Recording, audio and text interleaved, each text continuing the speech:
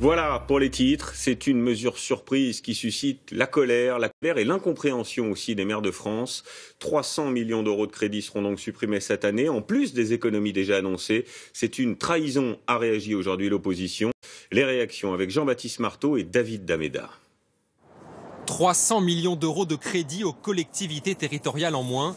La nouvelle a fait l'effet d'une douche froide pour les élus locaux. Car il y a tout juste 2 semaines, le président de la République affirmait lors de la conférence des territoires que les aides aux communes ne seraient pas touchées.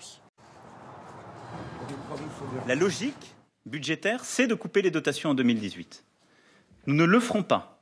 Pas pour 2018, mais bien pour 2017. 300 millions d'euros en moins dès cette année. Des crédits qui ne seront pas supprimés, mais simplement décalés à l'année prochaine, précise le gouvernement.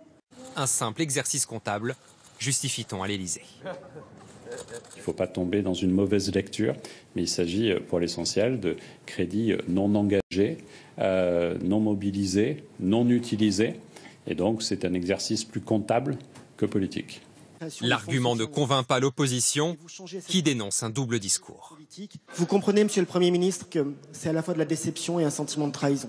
Comment expliquez-vous tout simplement que vous pouvez soutenir et dire que vous soutenez l'investissement public local en supprimant 300 millions d'euros de crédits de paiement qui auraient dû aller sur les territoires? Un sentiment partagé à gauche comme à droite, alors que les petites communes accumulent les baisses de dotation depuis plusieurs années. C'est la saignée permanente, finalement. Comme si ça allait être la solution à tout. Et je pense que dans bien des endroits, on arrive au bout de souffle. On demande toujours aux collectivités d'en faire plus avec moins de moyens. À un moment donné, ça craque.